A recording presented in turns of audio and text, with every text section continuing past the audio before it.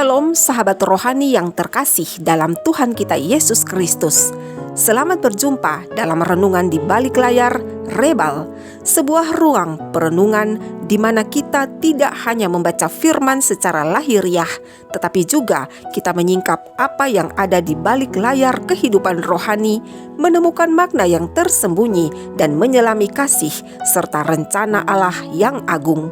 Hari ini kita akan membicarakan sebuah misteri besar yang tertulis jelas dalam Alkitab, tetapi seringkali kita lewatkan begitu saja.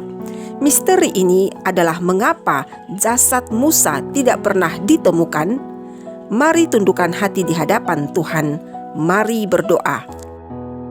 Bapa Surgawi, Allah yang penuh kasih, saat ini kami datang kepadamu dan ingin memahami serta merenungkan tentang hamba-Mu Musa.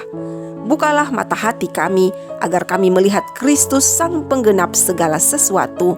Biarlah Roh Kudus menuntun kami, memberi pengertian, menguatkan iman, dan terus menyalakan semangat pengabdian kami kepadamu.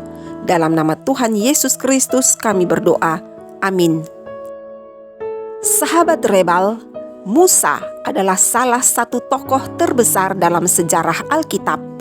Ia memimpin bangsa Israel keluar dari tanah perbudakan di Mesir, membelah Laut Teberau, menerima hukum Taurat di Gunung Sinai, dan bersekutu dengan Allah sedemikian rupa sehingga wajahnya bercahaya.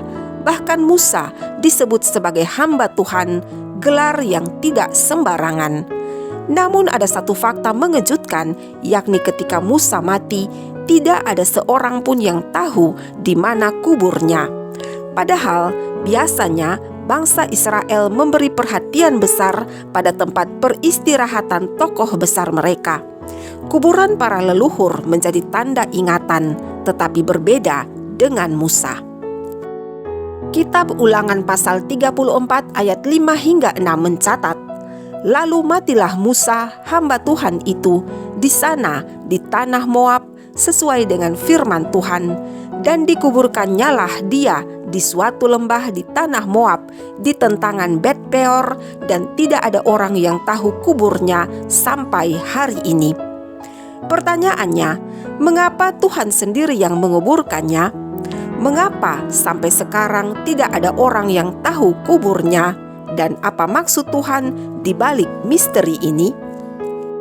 Dari misteri ini ada fakta Alkitab yang mengguncang, yakni dua bagian penting yang menjadi kunci. Yang pertama, dalam kitab Ulangan 34 ayat 5 hingga 6, Musa mati, Tuhan yang menguburkannya dan kuburannya tidak diketahui. Dan yang kedua, dalam surat Yudas 1 ayat 9, ada perselisihan antara Mikael, sang penghulu malaikat, dengan iblis tentang mayat Musa. Jadi, ini bukan sekedar kisah dan misteri biasa, karena iblis sendiri pun ingin memperebutkan jasad Musa. Jika itu tidak penting, mengapa terjadi pertempuran rohani sedemikian besar? Mari bersama kita lihat alasan mengapa jasad Musa tidak bisa ditemukan dan pesan profetiknya bagi hidup kita hari ini. Yang pertama, mencegah penyembahan kuburan. Bangsa Israel terkenal mudah jatuh dalam penyembahan berhala. Jika mereka tahu di mana Musa dikuburkan, maka pasti mereka akan menjadikan kuburan itu sebagai tempat ibadah. Jasad Musa bisa berubah menjadi batu sandungan rohani. Allah ingin memastikan Musa dihormati sebagai nabi dan bukan dijadikan sebagai objek penyembahan. Pesan bagi kita, jangan melekat pada tempat atau simbol lahiriah, tetapi fokuslah pada Allah yang hidup dan berkuasa. Yang kedua, karena Musa tidak masuk tanah perjanjian. Musa hanya diperbolehkan melihat tanah perjanjian dari kejauhan, tetapi tidak boleh memasukinya. Dengan menyembunyikan kuburnya di Moab, Tuhan ingin menegaskan bahwa kepemimpinan Musa berhenti sampai di situ, tetapi karya Allah berlanjut melalui Yosua. Pesannya bagi kita, seorang hamba bisa berganti, tetapi pekerjaan Tuhan tidak pernah berhenti. Yang ketiga, Musa dalam kemuliaan. Walaupun jasad Musa tidak ditemukan di bumi, namun dalam Perjanjian Baru menunjukkan bahwa Musa muncul bersama Elia di gunung ketika Yesus dimuliakan, sebagaimana yang tercatat dalam salah satu Injil, yaitu Markus 9 ayat 4. Maka nampaklah kepada mereka Elia bersama dengan Musa, keduanya sedang berbicara dengan Yesus. Hal ini menegaskan bahwa salah satu alasan Tuhan menyembunyikan jasad Musa adalah karena Musa bukan untuk diingat dalam kematian, melainkan untuk hadir dalam kemuliaan Yesus. Pesannya bagi kita, yang abadi bukanlah kuburan kita, tetapi kemuliaan kita bersama Kristus. Dan yang keempat, pertarungan rohani tentang warisan Musa. Kitab Yudas 1 ayat 9 menuliskan, tetapi penghulu malaikat Mikhael ketika dalam suatu perselisihan bertengkar dengan iblis mengenai mayat Musa. Iblis berusaha merebut mayat Musa. Mengapa? Iblis ingin menggunakannya untuk menyesatkan Israel dengan menjadikan sebagai berhala atau mencemarkan warisan Musa. Tetapi Mikhael, penghulu malaikat, menjaga Musa. Pesannya bagi kita, tubuh kita bahkan hidup kita pun berada dalam perlindungan Allah. Musa adalah simbol hukum Taurat, dan hukum Taurat tidak bisa membawa bangsa Israel masuk tanah perjanjian. Hanya Yosua yang dalam bahasa Ibrani Yehoshua atau Yesus yang bisa melakukannya. Dengan menyembunyikan jasad Musa, Tuhan sedang menegaskan bahwa Taurat tidak bisa memberi kehidupan kekal, karena yang bisa membawa kita masuk dalam janji hanyalah Yesus Kristus, Sang Penggenap hukum Taurat. Dari misteri ini, mari kita lihat relevansinya dalam kehidupan kita. Yang pertama, jangan terikat pada simbol lahiriah. Hari ini, ada banyak orang yang mungkin juga orang Kristen masih mencari benda suci, tempat suci, bahkan kuburan rohani. Tetapi iman yang sejati tidak disandarkan pada itu semua, melainkan hanya kepada Kristus yang hidup. Yang kedua, pemimpin hanyalah alat, bukan tujuan. Seperti Musa, seorang hamba Tuhan bisa sangat dipakai Allah. Tetapi kita tidak boleh melekat pada pribadi hamba Tuhan lebih daripada Tuhan sendiri. Yang ketiga, fokus pada yang kekal, bukan pada tubuh yang fana.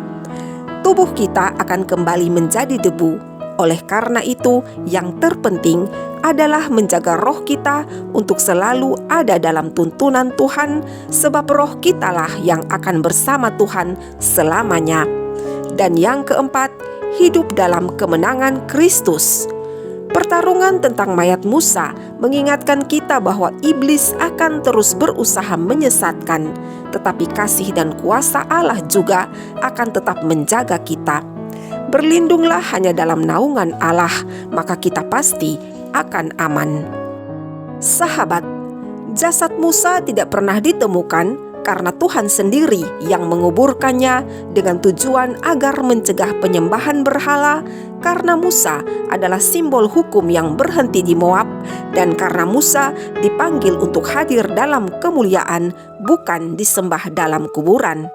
Misteri ini membawa kita kepada satu fokus, yaitu Yesus Kristuslah satu-satunya yang harus kita sembah, bukan hambanya atau yang lainnya. Mari bersyukur dalam doa bersama.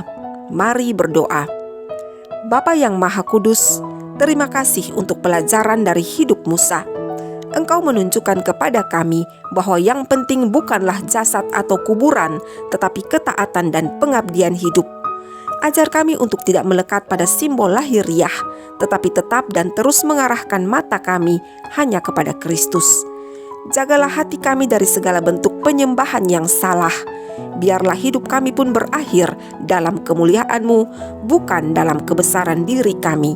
Dalam nama Yesus Kristus kami berdoa dan bersyukur. Amin. Sahabat Rebal yang diberkati Tuhan, mari kita belajar dari Musa. Bukan kuburannya yang penting, tetapi warisan imannya. Bukan jasadnya yang perlu dicari, melainkan Allah yang dia sembah. Jika renungan ini memberkati hidupmu, bagikanlah kepada orang-orang yang kamu kasihi.